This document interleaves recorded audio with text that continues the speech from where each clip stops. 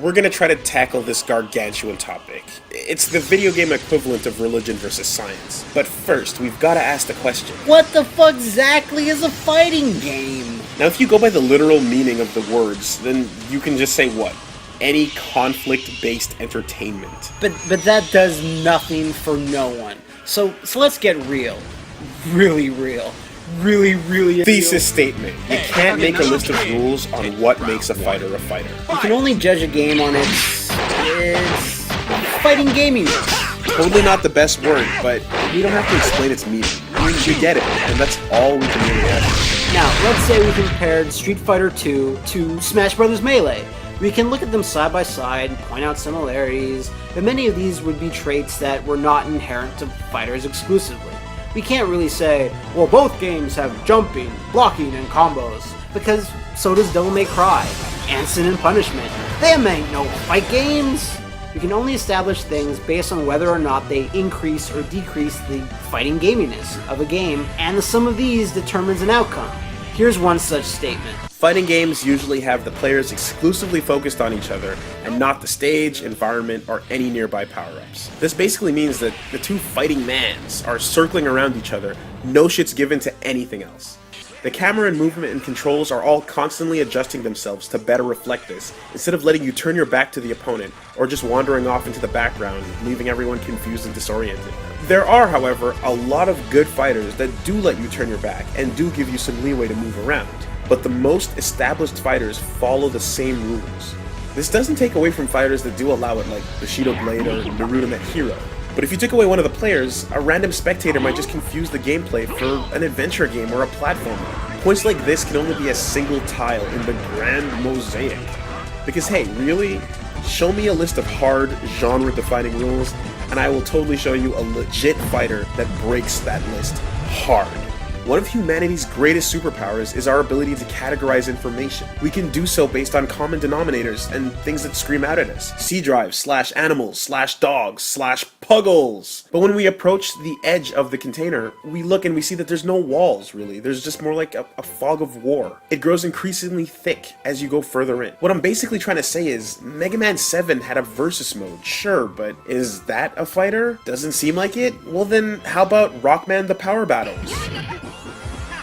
No? Okay, well then what are you gonna say about Peacock versus Peacock in Skullgirls? This is the reason that people question whether Smash Bros. Games are fighters at all. There's tons of invisible rules like these that we just don't notice or think about until they're gone. And even then, we can't pinpoint it. We just vaguely say, oh, well, I don't know.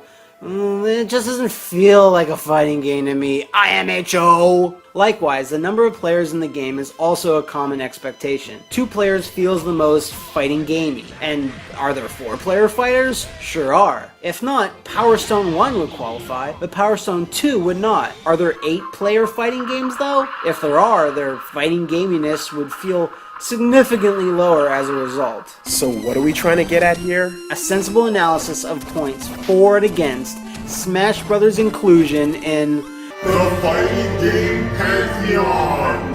On the left, we've got the points against Smash Bros. As a legit fighter. On the right, we've got the points for it. First off, in the not a fighter column is the obvious. A plethora of items that appear at random, greatly hindering raw player skill from determining the outcome. When super attacks were eventually included, even they came in the form of items.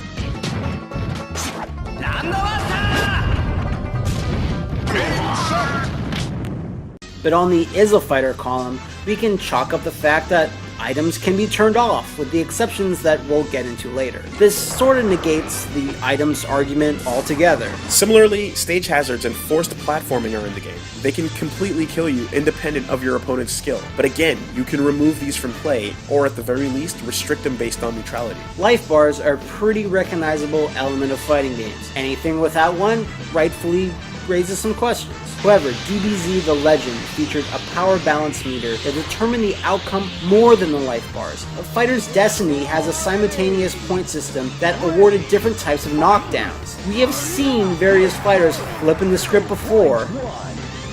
We can't ignore the fact that the currency of staple, recognizable fighting game strategies happens to also be worth a lot in the world of Smash Bros. You will win more often if you do use footsies, option selects, frame traps, throw mix-ups, and everything the game has to offer. For those of you who can't get over the all-ages subject matter, Also known as the "what the fuck is this preschool diaper baby bullshit" effect. give it a rest. That's not a valid point. There are games out there with themes that you can't even fathom. 俺様を誰だと思ってやる。嘘を短冊切りだらけだぜ。ギッタギタにしてやるぜ。 Each of the games in this series features moves that are a total homage to classic fighting game styles. More than any other video game archetypes, Mario is a Shoto. Also, on the is a fighter side, fundamentals of play rely on rock, paper, scissors mentality and honing your prediction and reaction skills. Any competitive game has these elements. Smash Bros.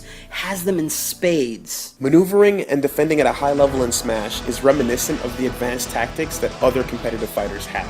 Wave dashing, zoning, and guard breaking are all native terms to the fighting game community. And again, Nintendo's fighting franchise does have them. Moving on. Whoa, we're not even done with the high level stuff yet. Smash Bros. Has matchups. Matchups are what we call the expected outcome and essential information in regards to two given fighters squaring off. Fighting games tend to have a character variety, and this affects the outcome more than how close you spawn to a mineral deposit, rocket launcher, or a good camping site. But contrary to all these points, the biggest knock against Smash Bros. Is the fact that Nintendo and Sakurai don't really want it to be a hardcore fighting game. Even if you disable all items and limit the stages, they go as far as to include a chance that your character can slip and fall during gameplay. In certain circumstances, you can even pull out an item that's been turned off.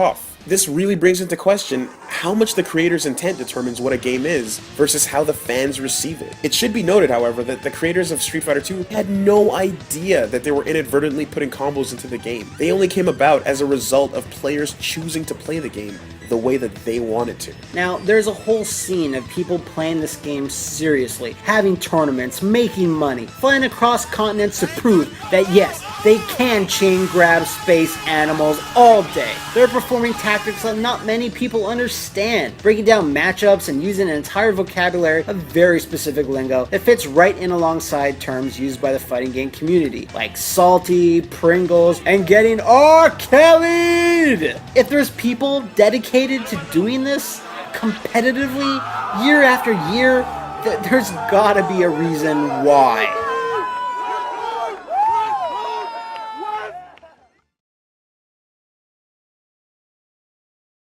Hello, I'm Chester. Hi, I'm Kage the Warrior. Now, as long-lasting members from the Smash community, we would like to thank Fighterpedia for talking about the Smash Bros. Series. But in these dark, pressing times, we figured that there were some delicate issues that we would like to talk about. We are really happy that you acknowledge that Smash is a fighting series, but some differences must be made between Brawl and Melee. Brawl destroys families. Few people will forget the dark day Brawl entered their lives. It just didn't live up to the legacy of Melee.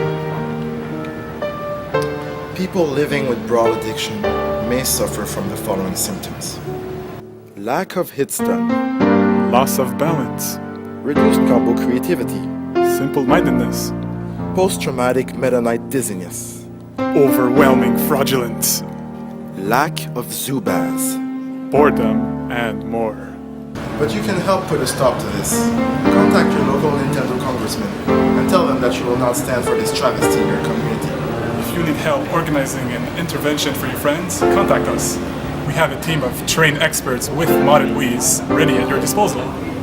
Now, while we acknowledge that it is an amazing thing to have Solid Snake in a fighting game, if you must use Brawl, do so in moderation.